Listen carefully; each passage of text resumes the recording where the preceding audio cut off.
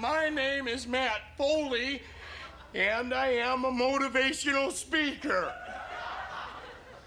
Now let's get started by letting me give you a little bit of a scenario of what my life is all about.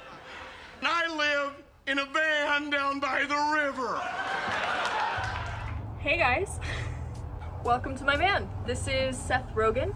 He's a 1998 Dodge Ram van. My name's Danae. I am a 1996 female human being. I live here. This is my home, and we're gonna talk about it. Wow, it's so hot. You're hot.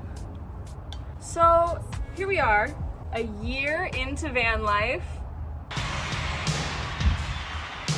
I'm still completely in love with this van. I can't express to you how happy this van has made me and this lifestyle, and so I just wanted to check in with you guys and tell you how it's going. I need to stop saying can you try, Danae? Can you just try? So a little backstory real quick. I won't go into details because it's just obnoxious. When I was 19, I wanted to move to LA and pursue my dreams, and I couldn't find a balance of working really hard to make enough money to do the things that I loved, or doing the things I love, not making enough money to feed myself.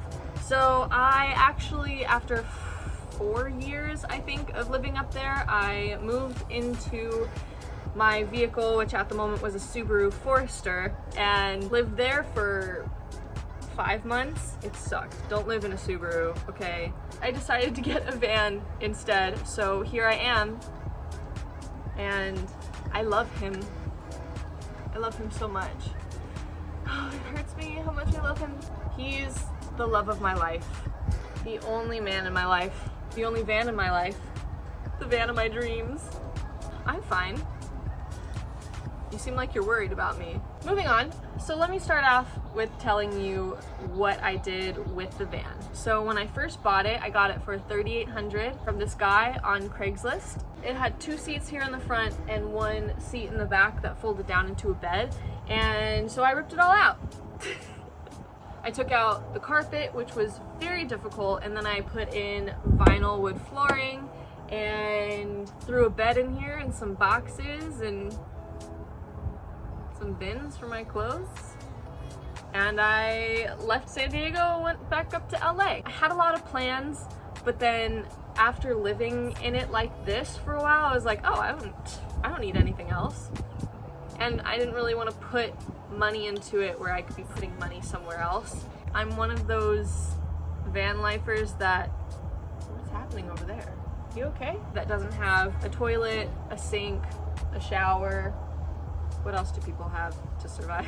A refrigerator. Yeah, it's really just a bed and a place to keep my clothes and some storage boxes and some storage up there. And that's it. So the main question that I've been asked is, how did the coronavirus affect van life? So before the coronavirus, I had 3 jobs. I worked at Disneyland, I worked for a special event company, and I worked at a bar restaurant. After the coronavirus hit, I lost all 3 of those jobs. So I was like, okay, well, now there's really no point in me staying in the LA area, so I moved back down to park in my parents' driveway in San Diego. That's where I am. And it's been, do you ever just, you know, like those pants that do that? You're just like, can you stay and not show the world everything, you know? Another question I've been getting asked is, where do I shower? It's an inappropriate question. I used to shower at 24 Hour Fitness, which is now apparently going bankrupt, you guys. I had a membership, so I could go to any 24 Hour Fitness and use the shower and work out if I wanted to, which I never wanted to, so I didn't do that. Now I am parked in my parents' driveway, so I can use their amazing shower whenever I want to. I don't have to worry about old ladies running around naked. It's so nice. I'm the only naked lady in the showering area.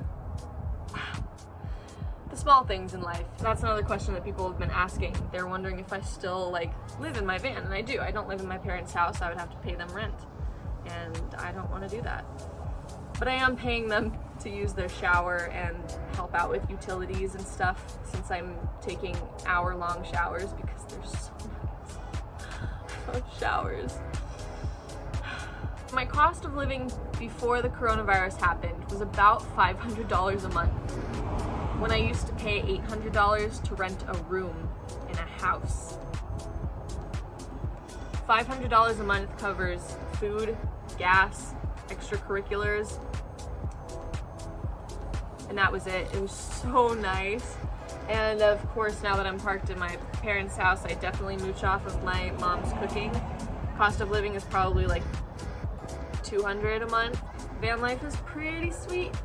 It's pretty sweet, but also you have to be okay with living in a vehicle. So make sure that's right for you. So I don't travel all the time. My original game plan was to work 6 months, travel 6 months, and go back and forth since I have stationary jobs. But then the coronavirus, and now everything's changed. But because I had 3 jobs, I was able to get help from unemployment, which was such a blessing. Oh my gosh. So I used my unemployment money to travel. My sister just moved to northern Idaho and I wanted to see her and the kids. So I decided to plan this road trip. I just got back 3 months ago, 2 months ago. What month is it? Why did I hold up a 3 for 2? I don't know. So I went through Arizona, up to Utah.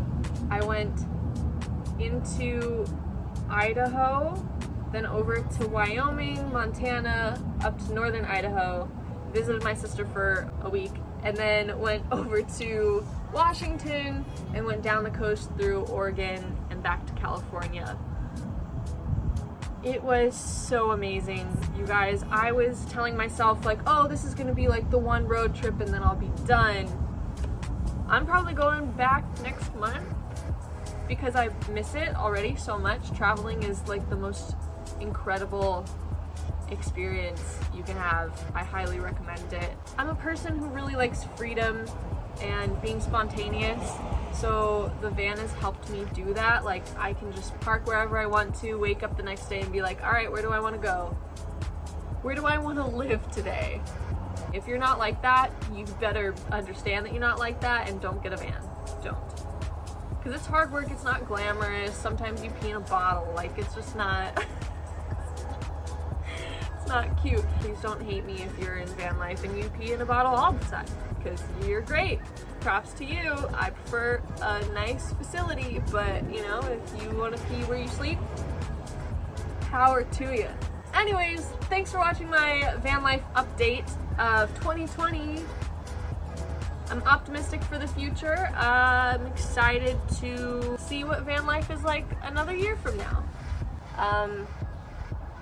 Stop with the ums, dude. Is it that hard? Seth and I are very happy that you showed up and that you stayed this long. And I hope to see you again sometime. Like on my Instagram, maybe. Or on my YouTube. Or in person, maybe. Unless you're creepy, then I don't really want to see you, so. Bye. Are